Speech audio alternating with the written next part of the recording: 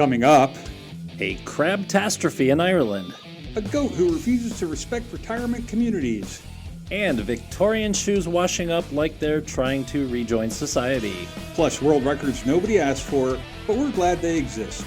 It's the kind of week that makes Florida look well regulated. All this and more on This Week in Weird, brought to you by TTG, where we bravely ask, why is this allowed? The Talking Gruse, bringing you the less serious side of the news. Now, your host, the Gruse.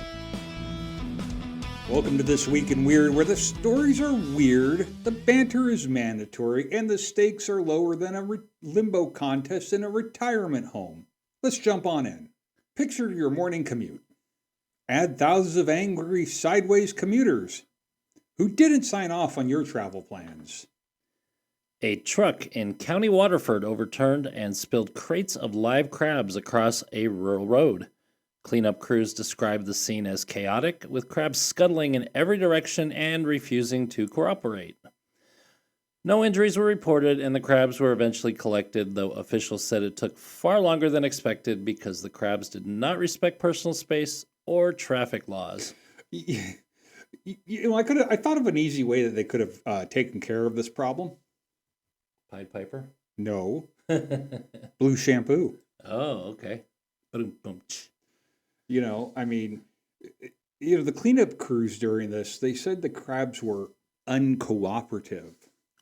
What do they think? They were crabs. Right. Are they going to round them up and put them back in the pen? Yeah, they weren't Uber drivers. It's just saying. But here's another great idea, everybody. Not a great idea, but think about this. Imagine hydroplaning on seafood. I've hydroplaned on turtles and armadillos before in Missouri. Not fun. Well, that's pretty close to crustaceans. Yeah, they were pretty crusty after they got in front of some of those semis. Now, some intruders steal valuables. This one stole hearts and probably snacks. Residents at Wesley Homes in Auburn, Washington, got a surprise when a full-grown goat wandered into the retirement community. Security footage shows him trotting through the lobby, inspecting furniture, and greeting residents like he was doing wellness checks. Staff eventually guided him out, but not before he made himself extremely comfortable. Locals think he escaped from a nearby property or he was house shopping. Honestly, in this market, a retirement community with free snacks is a steal. Yeah, it actually is. He was probably touring the place to see if the HOA fees were worth it. He decided it was not bad. Those were the sheep people from the last episode. It was like he was walking around this place like he had a 2 p.m. appointment with the activities director. Show me to my room.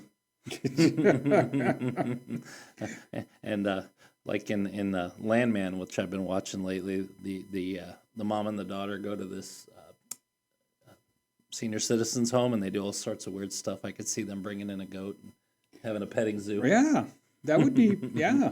Well, the people of the petting zoo are probably happy. Not the petting zoo, but the people of the retirement community are probably happy because it was finally somebody younger than 80. I don't know, what's the goat to human age ratio? I don't know. But, I can guarantee everybody that this goat made more friends in 5 minutes than the co-host makes in a month. What friends? Yes, he remembered to pay me this month, so we're still here. Cheers to that. Yeah. I need a little extra energy here for this.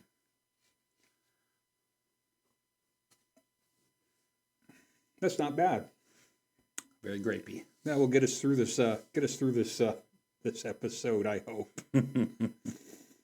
Well, nothing says beach vibes like footwear from the 1800s washing ashore.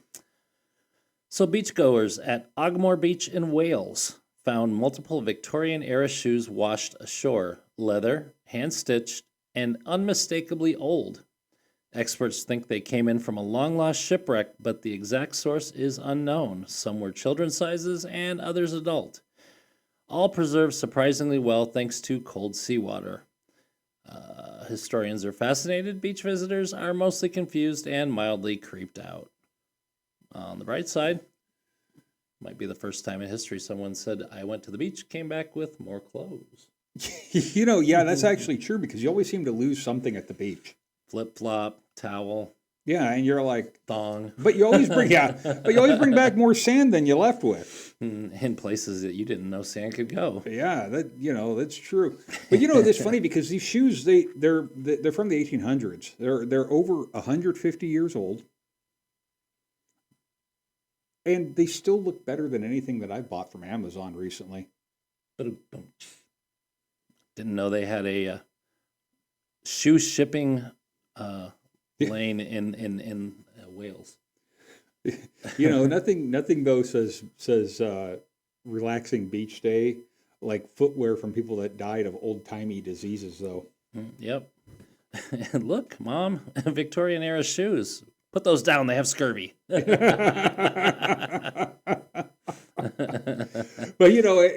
if I lived in the near the community where that happened, I would be like, hey, if a corset washes up next, I'm leaving the country. Why? Just because. Just because. Well, that's your weekly dose of absurd. If you're enjoying the weirdness, hit follow, hit like, or hit a crab with a broom. Gently. Now let's level up with some Strange World Records.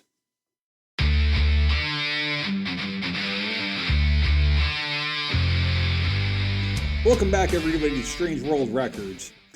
Some people collect memories. Some collect stamps. This person collects foot sweaters. That's a thing. All right. A Guinness World Record was awarded to a collector who owns over 2,000 unique socks, all cataloged, all stored in climate-controlled containers. The collection includes novelty socks, historical socks, and limited edition pairs. Guinness inspectors needed hours to verify the count, which raises the question, how do you train for that job? So do they start you on like normal socks, and then one day your boss is like, hey, you're ready for the toe socks, kid? I'm sure he had toe socks in there. I mean, it was 2,000 socks he had, pair of socks. Hopefully, he didn't find any of them in the beach with the shoes. Yeah. Well, that's not a collection. I'd say that's a hostage situation. Socks? That many socks. Was he married to Imelda Marcos at one time? Yeah. That's an 80s reference, folks. Look back. Imelda Marcos in shoes, okay? I got the socks. You bring the shoes, baby. Imagine the dryer that has to deal with this guy. It's now currently in the witness protection program. I mean... No, did you put my shirt in the sock dryer? Now it smells like feet. Now, even if he loses one sock, though, how will he ever know? That would be a national emergency, I'm sure. Yeah, I mean, the the clothes stealing gnomes from South Park, man, probably have a field day with this guy. Now, because walking your trash to the curb is for amateurs. All right. A British inventor set a Guinness record by converting a standard wheelie trash bin into a motorized vehicle capable of reaching speeds of over 50 miles an hour. It has a steering system, a small engine, working brakes, and Guinness confirmed the record after a controlled speed test.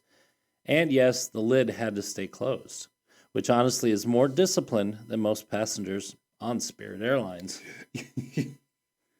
Yeah, Spirit Airlines. No, don't ever fly it, everybody. I flew it once, and no, never again. People lose their lids on Spirit Airlines? I'm assuming they do. Or their tops? Yeah. But, 50 miles an hour in a trash can. I mean, that alone, they got up to actually like 66, I think it was, or 65, something like that. that alone is it just scary. Nobody went along for that ride. You know, this is the first car though that is manufactured where the interior is garbage. Oh.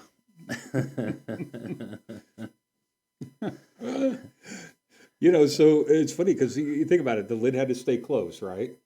How do they deploy airbags on that thing? I have no clue, but the lid had to stay closed. So was this car basically a coffin? Sounds like it. I mean, what people do with their time, they have. It's like, where. I figured the dude was just lazy and didn't want to bring the thing out to the curb, and he had a little Yeah, that'd be control. But no, but he actually sat in the thing. He actually got into it and drove it. Death wish, anyone? I mean, it's amazing that he actually got in and did that. Now, finally, a seahorse big enough to make Poseidon jealous. Engineers unveiled the world's largest animatronic seahorse, a towering, fully articulated sculpture designed for educational exhibits and public art. Also perfect for the one guy whose dating profile says, "I'm a seahorse guy, don't ask." It features moving fins, glowing LEDs, and a hydraulic system that mimics real seahorse motion, Aquaman not included. Guinness confirmed the record after measuring its height and mechanical complexity. Yeah, so it was a horse that was a float that was entered into the Tournament of Roses or whatever it is, the Rose Bowl parade they do every year, and really cool. I mean, you guys all saw the picture; it came up. I mean, you know, it's majestic, it's educational, and it was definitely judging me. Nothing worse than a judgy seahorse. Yeah. Well, you know, if this thing malfunctions, it's going to be like a Cujo movie. I mean, think about that. I could just see a rogue tail slap, like knocking somebody's head off. Maybe Poseidon saw this and said, "Okay, everybody, relax." I mean, what will people do for world records? I don't know. We haven't gone there yet. And probably won't. Now, from socks to trash cans drag racing to giant robotic sea creature, humanity continues to impress and confuse us. Well, everybody, thanks for hanging out with us on This Week in Weird, brought to you by TTG. Follow for more weirdness, drop your favorite story in the comments, and pitch us a world record that should exist but doesn't yet. And remember, if a goat walks in on your retirement home, offer him a tour. Or your straw hat. And we'll see you next time on This Week in Weird.